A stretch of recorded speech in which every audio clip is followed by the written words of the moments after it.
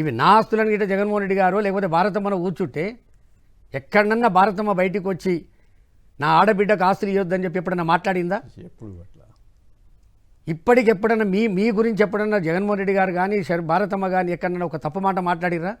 ఏం దుర్మార్గం మాటలు? అన్న పేరుకే కలంకమా? నువ్వు చెల్లేవు. రాఖీ రక్షాబంధన్ రోజు రాఖీ కట్టవలసినటువంటి తల్లివి నువ్వు శాపనార్థాలు పెడతావా? నీకేం తక్కువ ఉంది? 230 కోట్లు వాళ్ళ వ్యవస్థలోకి వెళ్ళి నీకు ఇస్తే అది డివిడెండ్ కింద ఇచ్చింది అంటది మా అమ్మ. ఏమన్నారు? 230 కోట్లు ఎవరైనా ఇస్తారా ఒక మిలియన్ గారు? డివిడెండ్ అంటే షేరు అవన్నీ అక్కడ ఏవో ఉండాలి కదా.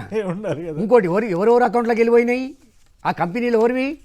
జగన్మోహన్ రెడ్డి గారి ఉన్నాయి, భారతమ్మవి ఉన్నాయి, హర్షమ్మవి ఉన్నాయి, వర్షమ్మవి ఉన్నాయి. అన్నా వదిన ఆస్తికి వెళ్ళి వచ్చే నీకు పైసలు, కొనకు నీ మేనగోండల పైసలు కూడా నీకు వచ్చానే. ఇవి కాక నీకు ఇంకెన్ని కోట్లు ఇచ్చిండో నీకు తెలియదా? ఎక్కడెక్కడ ఖర్చు పెట్టినామో నీకు తెలియదా? నీ ఎంబడి ఒక 4 నెలలో 3 నెలలో నేను కూడా పార్టీలో పనిచేసినా కదా. బాధ అవుతుంది కొమ్మినేని గారు. మీకేం నువ్వు గతి లేకుంటున్నావు, నీకు ఏమీ లేదు. ఇవాళ హైదరాబాదులో ఎటు చూసినా నీ ఆస్తులు ఉన్నాయి. ఎంతమందికి నువ్వు డెవలప్మెంట్కి ఇచ్చినావో నాకు తెలుసు.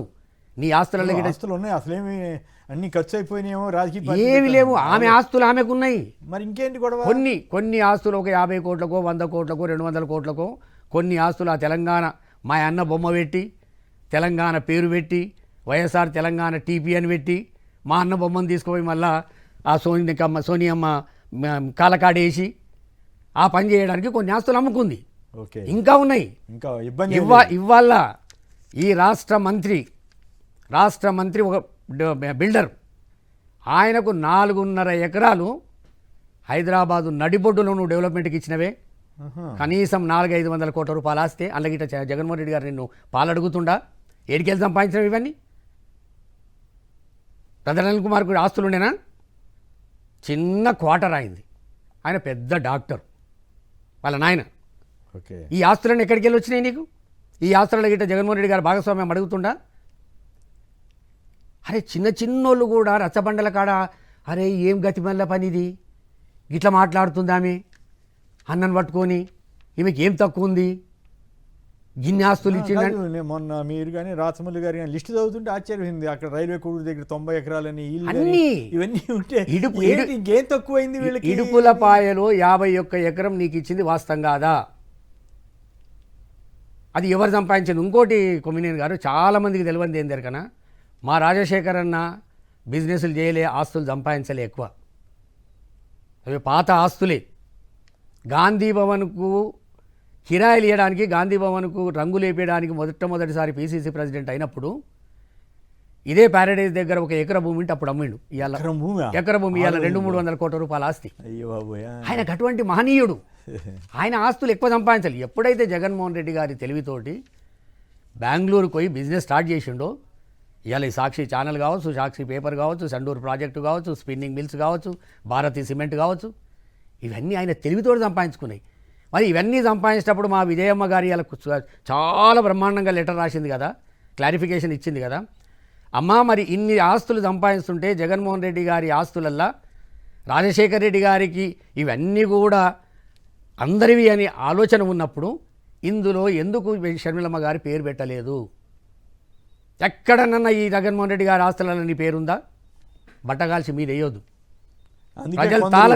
సోషల్ మీడియాలో అందరికీ మరి ఆయన ఆస్తులనే కదా ఆయన్ని జైల్లో పెట్టారు, మరి సగం నిజంగా వాటిలో వీడికి వాటా ఉంటే వీడిని కూడా నిర్బంధించాలి కదా. అసలు నీకు కనీసం సమన్సు నోటీసు సాక్షిగా నన్ను పిలిచిరా?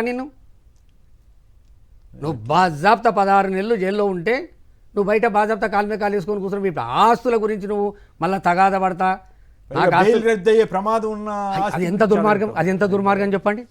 జగన్మోహన్ రెడ్డి గారు తెలివితోటి స్టే తెచ్చుకునేపటికే నయమైంది. ఇవాళ మళ్ళీ అప్పీల్కి పోతారు. ఆ అప్పీళ్ళ కౌంటర్ వేస్తుంటే మళ్ళీ వాళ్ళ ఉస్తాదుకు పంపించేస్తుంది చంద్రబాబు నాయుడుకు. గంట సేపట్లో మొత్తం ఛానళ్ళలో బ్రేకింగ్ వస్తుంది. ఇప్పుడు నిన్నది కూడా చూడండి, విజయమ్మ గారిది TV9లో మిగతా ఇట్లలో గంట సేపటి వచ్చినాయి. TV5 కూడా తలిగిడు అప్పుడే ఇక ఏసుడు వేస్తాను కూడా కదా. కనపడకుండా యాంకర్ నేను రోడ్డు మీద నిలబెట్టిండు, ప్రశ్న వేసినగా జవాబు వస్తూ ఉంది 15 నిమిషాలు. రైట్. అంటే వీళ్ళు ఎదుటోని చేతుల కీలుబొమ్మలై, నేను ఛాలెంజ్ చేస్తున్న కొమ్మినేని గారు, చంద్రబాబు నాయుడుతోటి సునీతమ్మ ప్రత్యక్షంగా 2 సార్లు కలిస్తే పరోక్షంగా 20-25 సార్లు కలిసింది. అవును, నేను షర్మిలమ్మ పసుపు రంగు చీర కట్టుకొని పోయి కలిసిన రోజే అన్ని మాట్లాడుకొని వచ్చింది.